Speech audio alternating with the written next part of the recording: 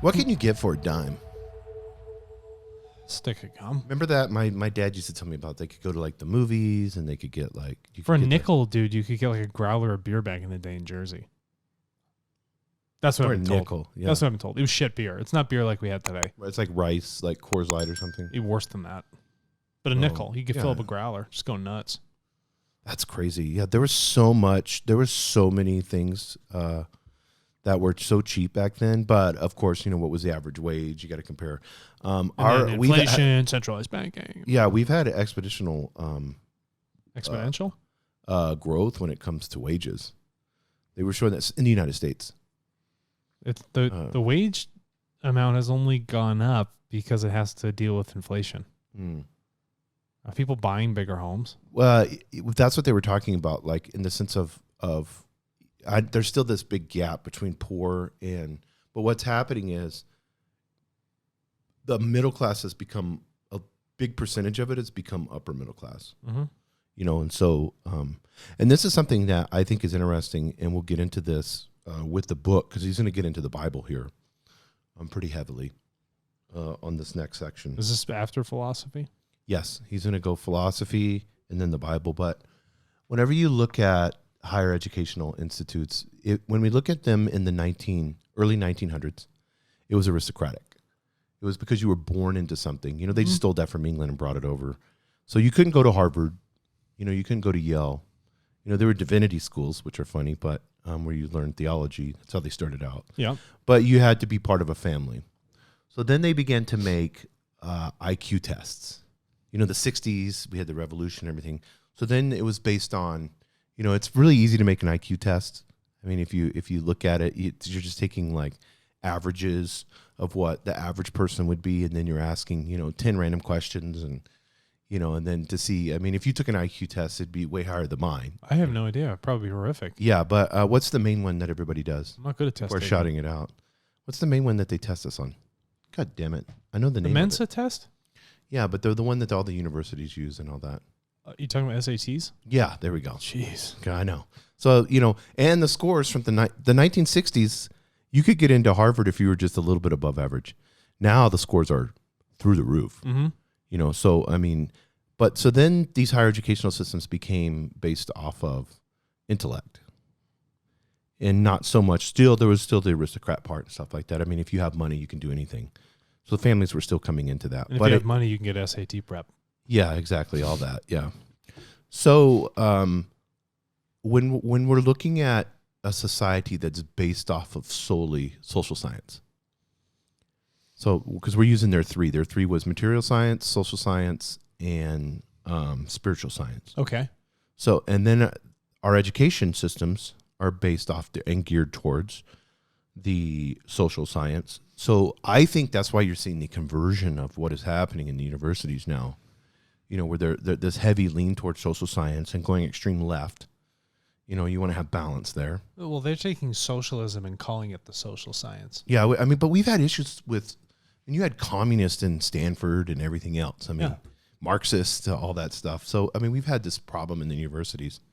But and I think, Alan, if you look at all your philosophers, past and present, and then you turn around and glean that wisdom from that, and you can use creational laws, use nature to decide if some of their shit is bullshit that they say, some of it's not. Everything is that way. Anything you read, nothing is holy or pure scriptures where every word is, the Quran is not every word is perfect, or Correct. the Bible or any of those.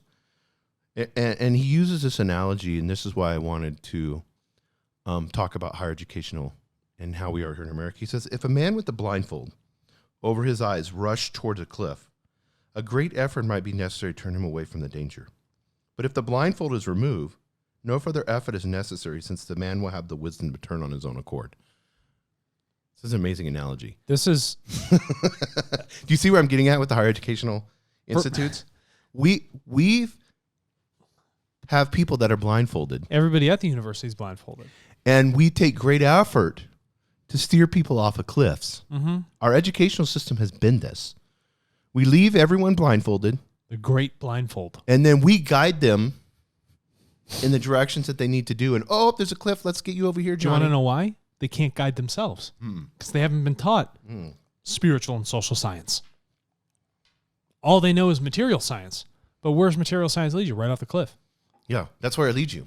Every time. Well, without the balance of the three, the material, the social, and the spiritual, you're going to, once you get imbalanced, like he's saying now on the material side with us, you're going to have cliff issues. Do you know what happens when one animal in the herd runs off the cliff? Mm-hmm. They all run off. They're all blindfolded. Herd mentality, yeah. It's a herd mentality. So if you're all following material science, just bombing off the cliff, everyone's going to bomb off the cliff. Mm-hmm. We're going to do it all day long. That's what we're doing. But what happens if someone teaches a social science that says, let's look at what herd mentality does? Oh, we shouldn't all run off the cliff. If I see a bunch of people running off the cliff, I should recognize that in my social science and not do that. And why should I make that decision? Oh, because spiritual science has taught me that I am an individual being a part of the collective, have the free will to choose what I want to do. I don't have to follow the herd. Very interesting. Herd mentality in and of itself is the ability to not think, to react in emotion, to react in fear, because that's what that is. The driver of all of that is fear. It's fear, because it's the fear, like we talked about that before. I think we even put it up on the screen or whatever, but that 1960 study where they put peer pressured people in a room and they were putting up symbols. Yeah. And they had the cool guy with the leather jacket on. He said, that's a 3, even though it was a 4. Everyone's like, that's a 3. Yeah. You're right. It is a 3. Jimmy said it was 3. Yeah, Because exactly. I want to be cool. Yeah. Because I'm in fear that I won't be cool. I don't want to be a square. Yeah, so that's the whole philosophy. And then you begin to, that's what creates culture, and that's where we're sitting at. And he says this, there are many statements in your book of religion and philosophy, which shows that the great thinkers of your race, down to the ages, have been well aware of the dangers of, keyword here, think Tropicana, orange juice. Love it. Of concentration on material science. This juice is from concentrate. It's synthetic. It's not legit. Okay? It's not coming directly from the source. It's been boiled and pasteurized and all that other stuff. But it's been touted that this is the best way for you to get your vitamin C. Right? But it's not. What happens when you run off a cliff, Jason? You die. Dead. Yeah. The metaphor is phenomenal. We're going around being told, we're believing. Someone's guiding us. There's yelling at us, telling us all these beliefs. Oh, yeah, keep walking forward. Nothing's there. Cliff's right in front of you. Keep going. Because the person giving you the instructions has a blindfold on, and they believe that the land continues. Yeah, you're going to get all your vitamin C from here. Oh, glyphosate's going to be great for weeds. It's actually killing everything else. It's getting into your genetic system. Well, that's what it... lead in thermometers. Lead in your house paint. It's great. And they're talking to you about how bad the cliff is. Yeah. And you're blindfolded, so they're painting a picture of the cliff. And then once they paint the picture and tell you that it's 20 feet away, well, let me guide you. Yeah. Oh, wait. Let me tell you how terrible it is. But just keep walking a little further. And I'll tell you when to stop. Yeah, and then I will tell you to turn right or left. Yeah. This blindfold is the illusion and the lie and the lack of free will that inevitably leads to our collective death. And this is something they've realized with their own race. It's amazing that we refuse to pay attention to the simplicity of these offerings of social and spiritual science that would actually allow us to maintain a balance and remove that blindfold. Yeah, why have we ignored these people? Listen, who's that Sufi guy you read about with the walnut? Oh, yeah. What was his name? Oh, damn it. It doesn't matter, though. You went out of your way to go source philosophical material from someone who's a Sufi Muslim. How many people do that? How many people go out of their way to read about Seneca? How many people go out of their way to read about Jung? How many of them cross-analyze and say, truth, not truth, truth, not truth? How many people would read the Bible, the Law of One, the Quran? None of them. The Tao. Yeah. I mean, our educational systems don't have us do that. They say, this is the tract of your learning. This is what we've defined as most beneficial for your success. But when you do that, You limit all the catalysts that are out there in this world. And through that limitation, you find that you are still blindfolded, even though you thought yourself so knowledgeable, even though your SAT scores were so high, and you got into this highfalutin university. Yeah, Jordan Peterson was talking the other day, and I thought this was really interesting. He was talking about the way that he taught philosophy. He's a psychiatrist, but he would teach philosophy too. And he was like, I would embrace the person that I was teaching, and I never gave away to any of my students my bias on it. I would become, if I'm going to teach, if I'm going to teach Carl Jung, I become Carl Jung and I teach with conviction. He goes, then the next week I may come in there and teach Immanuel Kant and become Immanuel Kant and teach that. He goes, the students always were, and there was a New York Times writer, and she was talking about this with her, and I think it was at Stanford. She had a philosophy teacher that was great like this too. Because we're not slamming all teachers and stuff like that. There's amazing ones out there. But she goes, we were dying to know what he believed. It was like the great mystery. And I'm thinking, that is the best teacher. That's the best teacher. To put it all out there. And it's on you. Say, you decide. Yeah. Don't listen to, just because I'm the teacher and I'm saying this stuff and I may have my own thoughts on the matter, you need to decide for yourself. Props to Jordan Peterson. That's a hard thing to do. Yeah, you'd seen my bias immediately. I'm like, that's dog shit. This is good. Not that. You know? Yeah, but I mean that's proper learning though. Like if you're sitting there and you're learning, now you have to work through the text. Mm-hmm. He's putting the responsibility back on the student to work through the text. Responsibility. It's always fucking self-responsibility. So, yeah, and that's what a great lawyer does. People think it's so horrific that, somebody could, this guy's guilty. How can you represent him? It's in the text, man.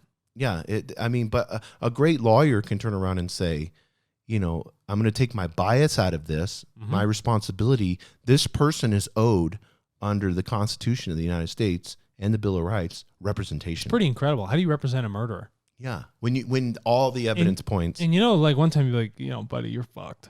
Yeah, I got to tell you you're fucked, but I will do everything I can to represent you otherwise. And you have to. It's an ethical duty as that attorney. Yeah, because our country has came to the decision that every person has a right, which is great. Every person has a right to a trial. Yeah. And then we have a group of people that will look at all the evidence, a jury, and make a decision for you along with the judge. Oh, the Patriot Act, you don't have a right to a trial anymore. Yeah, not anymore. Yeah. We can do tribunal. Yeah. Let's secret tribunals too. You don't even have to lock them up for a bit. Bypass the Constitution. Yeah. Let's just keep him locked up for his court date, which is never. Never, yeah. They can keep him. So I'm just arrested till the court date? And let's put him in Guantanamo. Oh, yeah. And we'll waterboard him all the time to tell him to give us his aunt and uncles. So much fun. So much fun. It's so exciting. Reduced to the simplest terms, social science is the study of man's relationship to his fellow man. Think about how he defines. Think about how the sentence is stated. Reduce, reduce, reduce, reduce. Reduce, deduce. Your thinking has to come back to a simple foundation. The pad must be poured for the house. The bricks must be laid. You need to have the simplicity for you to stand on. And they always simplify everything. Because if you can't simplify it, Jason, you don't know what the hell you're talking about. Yes. The reason mathematicians are coming up with all this crazy math and they talk about it and they can't simply bring it into a very, easily articulated layman's terms is because they don't understand it. Yes, yeah. Which tells me fundamentally it's probably something that doesn't have much truth. It's called horse shit. It's called horse shit. Yeah. You know something? It's very easy to spot horse shit. If you have your blinders off. Yeah, if you take the blindfold off. Yeah. And Can you do the definition again, please, for the social science? Reduced to the simplest term, social science is the study of man's relationship to his fellow man. The spiritual science is the study of man's relationship to what you call God. So he said what you call God. Yeah. And he used a capital G there. Mm-hmm. So he's saying what you call it. Well, he's referencing what we say. Yeah. We did a whole episode. I think it just released on, the falsehood of God. Yeah. Your understanding of God is a little improper. The indispensable requirement for progress in any of these sciences is a sincere desire for a better understanding. One of the errors made in the translation of your Bible was the word love and charity. Error. We're using the words of the original text actually meant understand and understanding. So, because I told you about the King James and he converted it to English, which was great. But you're taking Hebrew and Greek and then turning around and taking groups of people, which, I imagine they tried their best and were sincere, these men, but they had biases, religious bias. Yep. And they were under the court order of the government or the king. I'll write whatever you want. Yeah. You guys just translate it literally the best that you can. Yeah. Do the best you can. I don't think so. Yeah. But don't screw it up because I'm going to cut your head off. And make it all for that the king is sovereign. Yeah. One of the errors made in the translation of your Bible was the words love and charity were used when the words of the original text actually meant understand and understanding. Oh.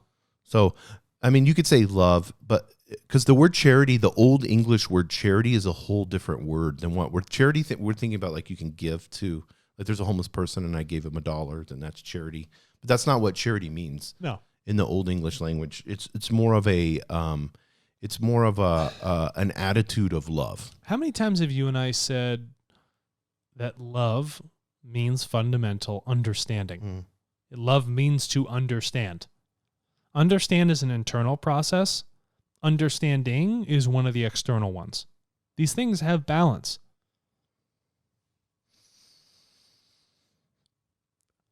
Speaking of balance, Jason, I understand you. Right. Yeah. No. Okay. So hold on. I understand you. Right. Are we in understanding about me understanding you? Yeah. Understand is an internal reflection. Understanding is a relationship between us. But if you turn around and you go to your fiance and you say, I love you, that's great. But if you guys are in an argument and you say, I want to understand you more in the position that you're taking, and I'm being sincere, I'm not bullshitting you, I want to understand. And you're attentive and you show that gives you like so much more hope for like, oh, he's actually paying attention. I need to tell him how I'm feeling. So you see what I'm saying? There's a big difference between, and this is great. He said, the Bible has the greatest commandment of all. And he's just quoting the Bible. Thou shalt love the Lord thy God with all thy heart and with all thy soul and with all thy mind and with all thy strength. So thou shalt understand creation. He said you should translate it, thou shalt strive to understand. Oh, strive. Yeah, great word, strive. Striving is an excellent word. The Playarian use it constantly because striving is indicative of evolution itself. Always trying for the advancement up to unification with source, which would be eighth density, the end of the octave. There is no need to command men to love God. If men understand God, they will love him continuously. Well, that goes back to the blindfold, okay? If people understand creation and nature, I don't have to blindfold them and come up with abstract mathematics and tell them what to believe because they understand it simply. They can guide themselves. And then if everyone has an understanding, then as a collective, we understand where we need to go. Yeah, Paul wrote to the Church of Corinth. The Apostle Paul wrote to the Church of Corinth, and he's going to use this verse, and I think this is great. 1 Corinthians 13:1. Though I speak with the tongues of men and of angels and have not charity, so we're going to put this to understanding, and have not understanding, I am become a sounding brass or a tinkling cymbal. It's just noise. Well, that's what he's saying. If I don't have understanding. Ra made this comment. He said, you can go ahead and tell people about all these things in the spiritual science and the social science and material science and about history and the future. But if they don't have a foundational understanding of knowledge of what's going on, you're essentially just lying to them. It becomes noise. And I've simplified what was said in the raw material, but it's very true. I could walk up to you and tell you, your coffee cup is blah, blah, blah. It's anti-gravitational, all this other stuff. It floats. And you'd say, you're a charlatan. You're lying to me. Because they lack the foundational understanding. That's why things perceived back in our time, in our great myths, looked like magic. Because we lacked foundational understandings to support what we were actually viewing. Is this clear? Yeah, I mean, it'd be if somebody from the 17th century came and looked at, if Rene Descartes or somebody like that came and looked at our television, they would think it was pure magic. I think it's just witchcraft going on in here. But we understand what a television is halfway. Because we have some sort of foundation for it. It's not noise to us. It does produce noise. Right. but we have a foundation for understanding. He says this, your books of philosophy state that man should love his neighbor and forgive his enemy. Listen to this. He said, our books, I need to find these books. I want their books. He said, our books, however, say that if a man understands his neighbor and his neighbor understands him, they will never become enemies. And I want us to talk about this right now because this is the problem we had last year with Black Lives Matter, Asian hate, all of this. It doesn't matter. If we understood where they were coming from and take the time to have conversations with them and sit down. On the Tardo podcast, we did this multiple times with inclusion, where we had conversations. We had a conversation with the one lady that wrote the book about black women coming into tech. Yep. You know, and we had a conversation with her and we listened and we become to an understanding of it and knowing, you know, okay, well, here's a problem. I hear you.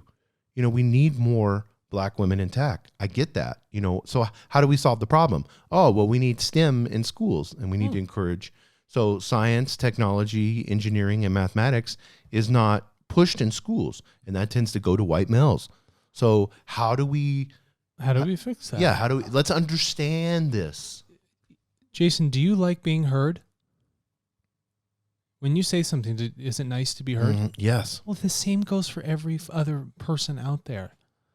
If we find this understanding, and Ross spoke about this also, there's self and other self. Because what is going on with you is also happening with the others.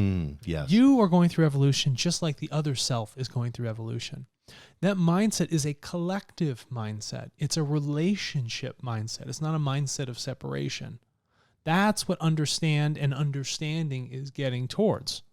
That's what they are explaining. Commandment not required. Understanding is required. Understanding prevents wars. Understanding a mindset of what is going on in North Korea. They just need some damn help. Why do you think people in a country like that are projecting such a power flex, but they're so small and limit so much material science? Well, it's like here recently, Kim Jong-un. This is a perfect example, North Korea. It was raining just a little bit, and he was at a circus, and they had rides there. You know, so it was a roller coaster and all that. So, and he had all these officials out and everything else. And the officials stated Kim Jong-un is going to ride all the rides to make sure they're safe for all the children in North Korea. And they did another time where there was a general talking, and he was looking at something on his phone and also reading a paper. And he said, you know what? I'm Kim Jong-un. I can handle all of these. Continue speaking, because the guy paused and waited for him to. And they were like, our great leader, only he can handle doing all these great things at once, which it's just multitasking. But you see what I'm saying? He just wanted to ride some rides. Yeah. Just multitasking. But do you see that perspective? There's no understanding. There's zero. So then now we have kings, we have sovereign, we have people when there's no understanding collectively, then you begin to impose on people's free will. Well, think about when we keep information and science private to ourselves. Right. And we think that this secrecy is beneficial. It eliminates understanding. It creates problems. That's wall building to its finest. All right. We're going to encase everything in darkness. Understanding is built through bridges. Understanding is meeting not the enemy, but the other person. You know, people in history have been coined as the enemy. You know, first it was the Russians, right? Or no, first it was the barbarians, the people that sat outside of the Roman culture. It's the barbarians. We got to keep them in check, right? And then after that, it's the Native Americans. They're barbaric. And then it's the U.S. looking at Russia and says, oh, they're barbaric with their nuclear missiles. Oh, and the Nazis are barbaric too with the way they treat Jewish people, right? And then, oh, the North Koreans, they're barbaric. Oh, the Chinese are barbaric. U.S., have you realized that you may be a little barbaric too? That you share much of the same thing which you are projecting as saying that is improper or bad? You need to recognize the self and the other self. You need to find understanding of who you are so that you can find understanding of others. Yeah, we're not innocent. Look at the declassified documents that were done under the it's for the nation. It's for the security of the nation. It's always for the security of the nation. Yeah, we're going to take groups of people and go against their free will and do horrible things to them. We've done those things. He said there is a great difference between knowledge and understanding. Knowledge comes from the head, but understanding comes from the heart. Yeah. from the heart chakra area, that's where love is emanated from. Understanding is something that you project through conversation and relationship with an other self. I can have all the knowledge in the world, but it's only good and becomes wisdom when I apply it properly through love or understanding, knowing how to use that in experience. That defines real understanding. We have plenty of people in universities that have much knowledge, very, very book smart intellectually, but they can't hold relationships. They drive us to do terrible things with nuclear technology. They do things for secrecy. They lack any sort of social cues or culture or anything like that that's beneficial for everyone else. But they are touted as having great knowledge. They give them great prizes. You're prizing these people, but from what have it has actually accrued toward the greater interest of 7.5 billion over here. To me, it shows great knowledge, but it does not help with having us understand one another. Where's the Nobel Prize for social science? Where is it? Show me. How many of those do they dish out? But no, they'll dish it out to mathematicians and physicists all day long because we looked at a new way of geometry or geodesic cubes and things like that. Is that truly beneficial for us? Supersymmetry? Supersymmetry does not help the fact that I don't understand someone in Brazil, that I don't understand someone in China, and they do not understand me. That is a massive miss. We've missed the mark. All the knowledge does not solve things. Understanding and application of it, being wise with that knowledge, is the thing that actually saves you and preserves your species. Because we need to learn from the great lesson that other people have learned from and continue to teach. Their book, The Great Lesson. Thank you. I want their book. Can they ship it to us? Or I don't even care. Beam it down, send it down, drop it in our Kindle. Whatever, if it shows up in the mail, I'm not going to be upset, you know. The means of rapid worldwide communication through your radio, television, telephone, and telegraph. So it's old. He's talking telegraph. He said the means of communication should be devoted to much greater extent to increase the amount of understanding between nations. Now he defines it in two ways. He says what's happening now with your broadcasting stations, radio, and all that is it's consistent primarily of propaganda. Mm-hmm. Propaganda is merely the means of selling another person or nation an idea or a course of action which you believe should be followed. Okay, blindfold. I'm selling blindfolds. Mm-hmm. I'm selling blindfolds to the blind. Do you want a right blindfold or a left blindfold? Yeah, well, it doesn't matter, sir. I don't have any eyeballs. Yeah. You know what I mean? But that's what it's done. Again, Jason, we've used technology and a means of communication that would be beneficial for understanding, but we've actually created a greater disparity between cultures. Oh, we've created look more at social fear, media, yeah. a larger lack of understanding. Mm-hmm. It's selling. It's just selling.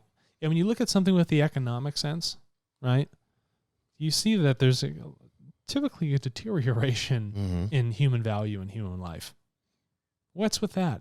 Why is there so much joy and pleasure in some of the poorest countries? Why is CNN and Fox News, MSNBC, all of them declining in listenership? One, the age group of people, but People aren't buying fear. 3-hour podcasts, 2-hour podcasts, our podcast.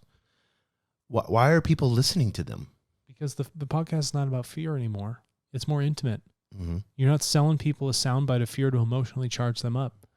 The intellectual capacity and understanding has changed. People's bullshit filters have become larger. We're not selling anything here. No. And we're just throwing stuff out there and then asking people to make their own decisions. And we don't interrupt your television show to bring you breaking news.